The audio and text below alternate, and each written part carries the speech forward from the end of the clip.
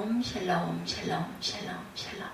하나님 사랑합니다. 여러분 주 안에서 사랑합니다. 민수기 14장 말씀 내용이 함께 봅니다. 1절부터 14장이 38절까지 있죠. 하나님께서 모세를 앞세워 베스하게 백성을 인도해 내실 때 불기둥과 구름 기둥으로 인도하셨어요. 이스라엘 백성들은 하늘로부터 내리는 만나를 먹었고 반석에서 퍼져나오는 생수를 마셨습니다. 그리고 그들에게 약속한 선민의 기업지를 향하여 가는 그들의 행군은 실로 이 땅의 새 역사를 창조하는 장엄한 것이었죠. 그런데 이들의 행군이 바람광야에 이르렀을 때 모세를 시켜 그들의 도착지가 될 가나안 땅을 탐하게 하십니다. 각 지파에서 뽑힌 12명의 정탐꾼들이 가서 살펴야 할 임무는 아주 구체적이었죠. 첫째는 그 땅의 거민의 강약, 그리고 둘째는 그 땅 인구 밀도를 살피는 일, 셋째는 땅의 호불호, 좋은지, 나쁜지, 땅의 지형, 기후조건, 살기에 적합한지를 살피는 것이었습니다. 넷째는 성읍의 진영인지 산성인지 조사하는 것이었지요. 즉 진영은 군사적 방어물이 없는 마을이고 산성은 군사적 방어물이 있는 곳인데 과연 원주민들이 어떻게 살고 있는지를 살피는 것이었습니다. 다섯째는 토지의 후각, 즉 농사짓기에 적당한 토지의 비옥한 정도입니다. 여섯째는 수목의 유무, 마지막 일곱째는 그 땅 실과를 가져오는 것이었죠. 마침내 12명의 정탐꾼들은 40일 동안 가나안 땅을 그들 나름대로 상세히 정탐하고 돌아옵니다. 12명 중에 여호수아와 갈렙을 제외한 10명의 정탐꾼들의 부정적인 보고로 말미암아 빚어지는 비극적인 일을 직면하게 되죠. 10명의 족장들은 보고는 가나안 땅과 그 거민의 강성함으로 인해 결코 그것을 정복할 수가 없겠다. 파송한 12명의 정탐꾼 중에 여호수아와 갈렙 두 사람의 의견은 같았습니다. 이들은 증거품으로 실과를 보이고 적과 고리하는 땅에 올라가서 취하자. 그러나 여호수아의 갈렙의 복음은 그 자리에서 무시됩니다. 이스라엘 백성들은 부정적인 보고를 한 10명의 정탐꾼들의 보고를 듣고 그 자리에서 방성대곡을 하죠. 그리고 모세와 아론을 원망합니다. 마침내 하나님까지 원망하죠. 그리고 한 지도자를 세워 애굽으로 돌아가자 그들은 하나님의 뜻을 역행하는 죄악을 저지르고 말았어요. 열정탐꾼의 부정적인 보고는 가나안 행군의 찬물을 끼얹는 치명적인 사건이었습니다. 여호수아와 갈렙은 자신들의 옷을 찢으면서 하나님의 약속을 믿지 못하는 현실 앞에 분노합니다. 하나님께서 모세에게 말씀하시기를 전염병으로 불평하는 백성을 멸하겠다. 모세는 진노하시는 하나님께 백성들의 죄를 용서해달라고 기도합니다. 하나님께서 모세의 구체적이고도 간절한 기도를 외면하지 아니하시죠. 그러나 여호수아와 갈렙을 제외한 끝까지 하나님을 원망하고 허역한 백성은 모두 가나안 땅에 입성하지 못하고 광야에서 죽게 될 것이다. 이렇게 말씀하시죠. 하나님께서 말씀하신 대로 여호수아와 갈렙을 제외한 사람들은 하나님께서 내리신 재앙으로 죽습니다. 여호수아와 갈렙이 그 옷을 찢으면서 분노한 이유는 하나님의 약속을 믿지 못하는 불신앙에 대한 분노였죠. 14장 4절에 이에 서로 말하되 우리가 한 장관을 세우고 애굽으로 돌아가자 하며 이렇게 기록되어 있어요. 열정탐꾼의 말을 들은 백성들은 소리 높여 부르짖으며 밤새도록 통곡을 하고 모세와 아론을 원망합니다. 14장 1절에서 3절까지 내용이죠. 14장 4절에 보면 이에 서로 말하되 우리가 한 지휘관을 세우고 외국으로 돌아가자 하며 모세와 아론이 이스라엘 자손의 온 회중 앞에서 엎드린지라. 그 땅을 정탐한 자 중 눈의 아들 여호수아와 여분의 아들 갈렙이 자기들의 옷을 찢고 이스라엘 자손의 온 회중에게 말하 이르되 우리가 두루다니며 정탐한 땅은 심히 아름다운 땅이라. 여호와께서 우리를 기뻐하시면 우리를 그 땅으로 인도하여 들이시고 그 땅을 우리에게 주시리라. 이는 과연 젖과 꿀이 흐르는 땅이니라.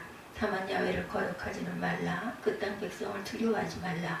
그들은 우리의 먹이라. 그들의 보호자는 그들에게서 떠났고 여호와는 우리와 함께 하시느니라.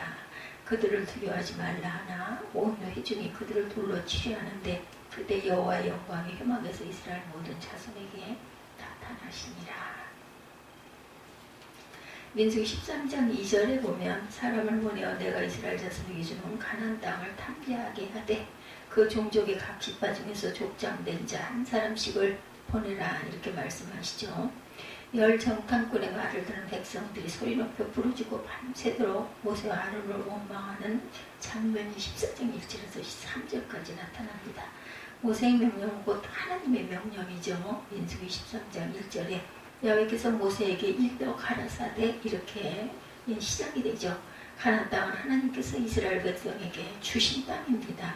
민수기 13장 2절에 내가 이스라엘 자손에게 주는 가나안 땅을 이렇게 말씀하시죠. 하나님께서 가나안 땅을 정탐하게 하셨어요. 그리고 2절에 사람을 보내어 이스라엘 자손에게 주는 가나안 땅을 탐지하게 하되 그 종족의 각 지파 중에서 족장된 자 한 사람씩을 보내라 말씀하셨습니다. 신명기 1장 21절에 보면 하나님께서 처음부터 가나안 땅을 정탐하라고 명령하신 것이 아니고 우리가 이 사실을 절대로 잊어서는 안 됩니다. 신명기 1장 21절에 너희 하나님 야훼께서 이 땅을 너희 앞에 두셨은즉 너희 열조의 하나님 야훼께서 너희에게 이르신 대로 올라가서 얻으라. 두려워 말라 주저하지 말라 한즉 이라고 기록되어 있습니다. 하나님의 뜻은 이스라엘 백성들이 가나안 땅을 주시겠다는 하나님의 약속을 믿고 그대로 행하는 것이었어요. 그런데 그들은 그렇게 하지 못합니다. 신명기 1장 22절에 너희가 다 내 앞으로 나와 말하기를 우리가 사람을 우리 앞서 보내어 우리를 위하여 그 땅을 정탐하고 어느 길로 올라가야 할 것과 어느 성읍으로 들어가야 할 것을 우리에게 회복해 하자 하기에 이렇게 기록되어 있죠. 가나안 땅을 12지파 족장들로 하여금 정탐하도록 하는 것은 본래 하나님의 뜻은 아니었다라는 거예요. 백성들이 정탐하고자 할 때 하나님께서 이것을 선하게 여기셨어요. 신명기 1장 23절에 내가 그 말을 선히 여겨 너희 중에서 매 지파에 한 사람씩 12를 택하매라고 합니다. 선히 여겼다, 야타하고는 올바르게 취급하다라는 의미를 갖고 있어요.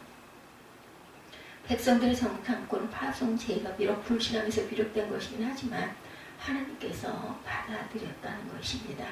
사무엘에게 사울을 세워 왕 삼는 것을 후회하신다고 말씀했어요. 사무엘상 15장 11절에 하나님은 본질적으로 후회하실 수 없으신 분입니다.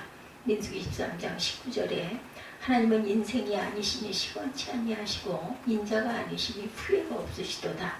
어찌 그 말씀하신 바를 행치 않으시며 하신 말씀을 실행치 아니하시라 라고 증거하고 있습니다. 사무엘은 죽는 날까지 사울을 다시 보지 아니한 것은 야훼께서 사울로 이스라엘 왕 삼으신 것을 후회하신 것이기 때문이죠. 사무엘상 15장 35절입니다. 하나님이 사무엘을 통하여 사울을 왕으로 기름 부어 세웠을 때 하나님의 신이 사울에게 크게 임함으로 예언을 합니다. 이때 그를 알던 모든 사람들이 사울도 선지자들 중에 있느냐라고 했던 말이 이스라엘 가운데 속담이 되었어요. 하나님이 사울을 왕으로 세우신 것은 하나님의 본래의 뜻이 아니었죠. 하나님은 사무엘을 통하여 사무엘상 10장 19절에 너희가 너희를 모든 재난과 고통 중에서 친히 구원하여 내신 너희 하나님을 오늘날 버리고 이르기를 우리의 왕을 세우라 하도다. 그런즉 이제 너희 지파대로 1000명씩 야훼 앞에 나오라 이렇게 말씀하셨죠. 여기 너희 하나님을 오늘날 버리고라는 말이 중대합니다.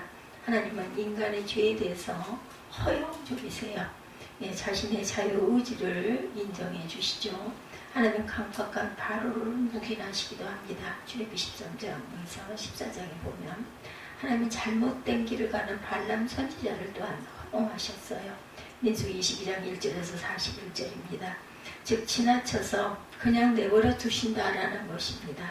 시편 106편 15절에 야훼께서 저희 요구한 것을 주셨을지라도 그 영혼을 탈의하게 하셨도다라고 말씀합니다. 사도행전 14장 16절에 하나님이 지나간 세대에는 모든 족속으로 자기의 길들을 다니게 묵인하셨느니라. 여기 묵인했다는 말은 즉 오래 참으셨다라는 뜻을 갖고 있습니다. 사도행전 17장 30절에 알지 못하던 시대에는 하나님이 허물치 아니하셨거니와 이제는 어디든지 사람을 다 명하사 회개하라 하셨으니 이것은 하나님의 절대 주권 사상에서 이해되어야 합니다. 창세기 45장 7, 8절 50장 20절, 에베소서 1장 11절, 로마서 9장 20절에 증거합니다. 가나안 땅을 정탐하는 것에 대단히 과학적이고 대중들의 민의를 수렴하는 이른바 인주적이고 인륜적인 것 같지만 이 일로 얼마나 많은 사람이 죽고 실패한 역사를 만들었는지 오늘 본문 민수기 14장 36절에서 38절에 증거합니다. 36절에서 38절에 보면 온 회중이 곧 그를 진영 밖으로 끌어내고 돌로 그를 쳐 죽여서 야훼께서 모세에게 명령하신 대로 하니라. 반드시 죽일지니 온 회중이 진영 밖으로 돌로 그를 칠지니라 이렇게 말하죠. 36절에 온 회중이 진영 밖으로 끌어내서 37절에 야훼께서 모세에게 말씀하여 이르시되 이스라엘 자손에게 명령하여 대대로 그들의 옷단 귀에 술을 만들고 청색끈을 그 귀에 술에 더하라. 이 술은 너희가 보고 야훼의 모든 계명을 기억하여 준행하고 너희를 방종하게 하는 자신의 마음과 눈의 욕심을 따라 음행하지 않게 하기 위함이다. 그래야 너희가 내 모든 계명을 기억하고 행하면 너희 하나님 앞에 거룩하니라. 나는 야훼 너희 하나님이라. 나는 너희 하나님이 되려고 너희를 애굽 땅에서 인도해 내었느니라. 나는 여호와 너희의 하나님이라. 반복해서 말씀을 하시죠. 마지막 41절에도 보면 하나님은 약속 앞에 긍정적이 못하고 부정적인 데 대한 분노를 하시죠. 하나님 기뻐하시는 뜻이 아닌데 한 것은 처음에는 좋아 보이나 결과적으로 엄청난 일을 당하게 된다는 것. 오늘 본문 14장 8, 9절에도 야훼께서 우리를 기뻐하시면 우리를 그 땅으로 인도하여 들이시고 그 땅을 우리에게 주시리라. 이는 과연 젖과 꿀이 흐르는 땅이니라. 오직 야훼를 거역하지 말라. 또 그 땅 백성을 두려워하지 말라. 그들은 우리의 밥이라. 그들의 보호자는 그들에게 떠났고 야훼 우리 하나님은 우리와 함께 하시느니라. 그들을 두려워 말라나. 이렇게 기록되어 있어요. 가나안 입성은 야훼의 기쁘신 뜻이라는 것이죠. 가나안 입성 그 어떤 환경에서도 양보되거나 타협될 수 없는 하나님의 은혜로 말미암은 하나님의 결정이었습니다. 하나님께서 가나안 땅을 주시겠다는 약속을 믿고 이 사실을 긍정적 사고로 수용하라는 것이죠. 출애굽기 3장 8절에 내가 내려와서 그들을 애굽인의 손에서 건져내고 그들을 그 땅에서 인도하여 아름답고 광대한 땅, 젖과 꿀이 흐르는 땅, 가나안 족속, 헷 족속, 아모리 족속, 브리스 족속, 히위 족속, 여부스 족속의 지방에 이르리 하노라. 이렇게 말씀하죠. 하나님의 뜻은 언제나 만족하게 성취됩니다. 하나님의 뜻이 이 땅에서 성취되는 일체의 과정이 바로 역사입니다. 그들은 우리 밥이란 말은 너무나 확신에 찬 백성들을 향한 격려였죠. 여호수아와 갈렙이 이런 확신을 가질 수 있었던 것은 또 하나 이 사실은 하나님이 함께 하신다는 임마누엘의 신앙이 확실했기 때문에 여호수아 1장 5, 6절에 증거하죠. 이런 신앙이 있을 때 주어진 환경은 문제가 되지 않는다라는 것입니다. 다니엘도 이런 신앙을 가지고 평소보다 7배나 뜨거운 풀무불 앞에 자신의 신앙을 타협하지 않고 승리의 영광을 맛봅니다. 다니엘 3장 13절에서 30절이죠. 여호수아와 갈렙은 백성들 앞에서 그들의 보호자가 떠났다고 역설합니다. 여기 보호는 그늘이라는 뜻을 갖고 있어요. 그래서 인간이 일상생활 가운데 있는 보호의 기능을 말합니다. 마태복음 5장 45절에 이같이 한즉 하늘에 계신 너희 아버지의 아들이 되리니 이는 하나님이 그 해를 악인과 선인에게 비추게 하시며 비를 의로운 자와 불의한 자에게 내리우심이라. 공평하게 다 주신다는 거죠. 그렇다면 보호자는 일반은 정 가운데 있는 인간의 생존 수단을 말합니다. 따라서 이들 원주민 가나안 족속들에게는 이런 혜택마저도 고갈된 상태라는 뜻을 갖고 있습니다. 일찍 하나님께서 말씀하신 가나안 족속들의 심판을 더 이상 그대로 둘 수 없다는 차원 높은 권면입니다. 창세기 15장 16절에 내 자손은 4대 만에 이 땅으로 돌아오리니 이는 아모리 족속의 죄악이 아직 관영치 아니함이라 하시더니 이렇게 말씀하죠. 하나님의 뜻을 거역할 때는 피할 수 없는 징벌에 대한 분노입니다. 오늘 본문 14장 22, 3절에 나의 영광과 애국과 광야에서 행한 나의 이적을 보고도 이같이 10번이나 나를 시험하고 내 목소리를 청종치 아니한 그 사람들은 내가 그 조상들에게 맹세한 땅을 결단코 보지 못할 것이요 또 나를 멸시하는 사람은 하나라도 그것을 보지 못하리라. 이렇게 말씀하시죠. 10번은 여자적인 수가 아니고 계속되는 거역을 말하는 것입니다. 이스라엘 백성들이 하나님을 불평하고 거역한 것은 홍해 사건부터 시작해서 가데스 바네아 사건까지 수없이 많이 반복이 되죠. 여호와께서 모세와 아론에게 이스라엘 자손이 나를 원망하는 소리를 들었다 말씀합니다. 민수기 14장을 보면 28절에 그래서 너희 말이 내 귀에 들린 대로 내가 너희에게 행하겠다라고 28절에 말씀합니다. 제사장은 14장 28절이시면14장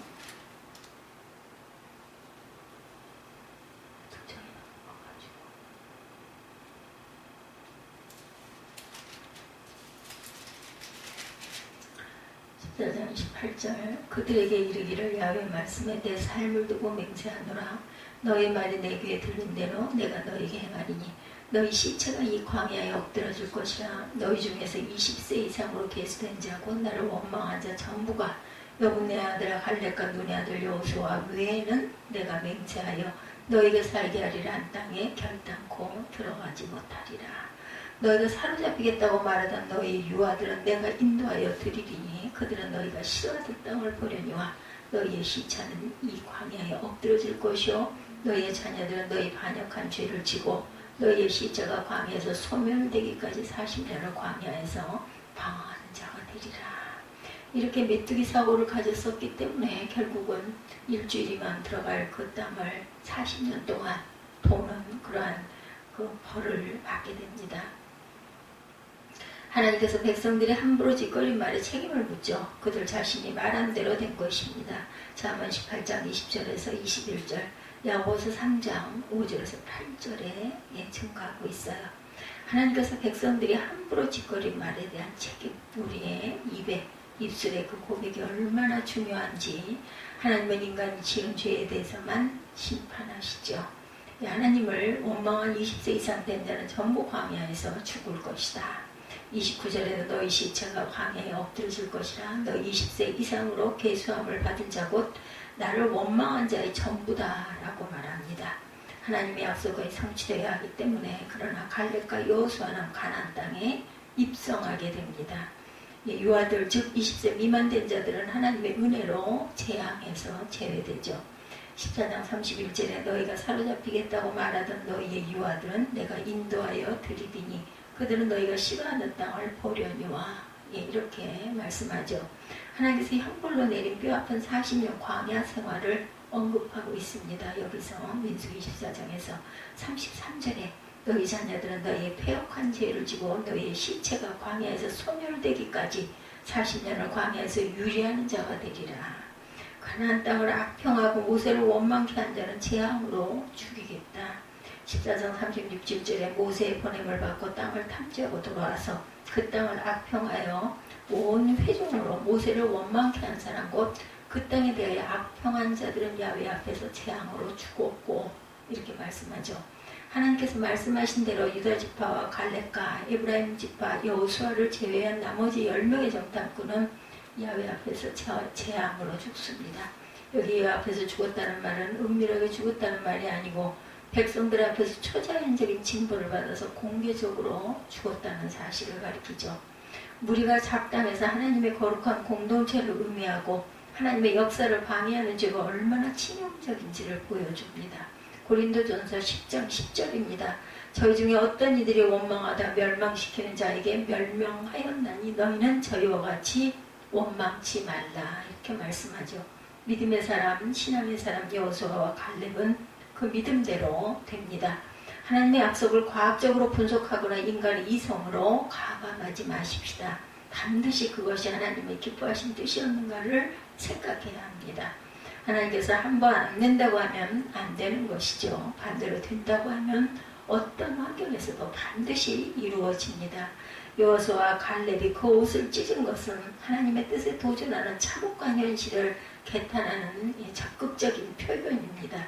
그게 오늘 우리의 가난한 행군을 주님의 몸된 교회 운동이라고 하는데 아니라고 할 자가 없겠죠. 아합은 멸망의 경고를 듣고 옷을 찢었어요. 열왕기상 21장 27절에 모르드게는 유다인의 진멸 소식에 옷을 찢습니다. 에스더 4장 1절이죠. 욥은 거친 들에서 태풍이 와서 지붕이 무너지고 자식들이 죽었다는 소식에 겉옷을 찢었다. 욥기 1장 20절에 욥의 처참한 모습을 보고 그의 친구들이 자기 겉옷을 찢습니다. 욥기 2장 12절에 랍사게가 유다 백성들의 분열을 선동할 때 국내 대신 엘리야긴과 서기관 셈나와 차관 요아가 그 옷을 찢습니다. 이사야 36장 22절입니다.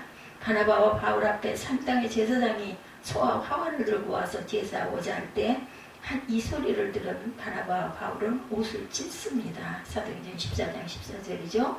요엘 2장 13절에 너희는 옷을 찢지 말고 마음을 찢고 너희 하나님 야훼께 돌아올지어다. 그는 은혜로우시며 자비로우시며 노하기를 더디하시며 인애가 크시사 뜻을 돌이켜 재앙을 내리지 아니하시나니 이렇게 말씀합니다. 이제는 옷을 찢지 말고 마음을 찢어야 할 때입니다. 하나님을 모르는 불신한 사상, 불신한 마음 위에서 우리의 옷 대신 우리의 마음을 찢읍시다. 하나님을 인정하지 못하는 불신하게 무형의 작대 앞에 우리의 옷 대신 우리의 마음을 찢어야 할 때입니다. 하나님을 거역하는 자들이 받을 이 땅에서의 저주와 지옥 경보를 생각하고 우리의 옷 대신 우리의 마음을 찢고 긍휼히 여기고 중보해 줘야 되겠죠. 그리고 하나님과의 약속과는 전혀 다른 현실 앞에 하나님의 약속을 감사하는 저와 여러분들이 되시기를 주님의 이름으로 축복합니다.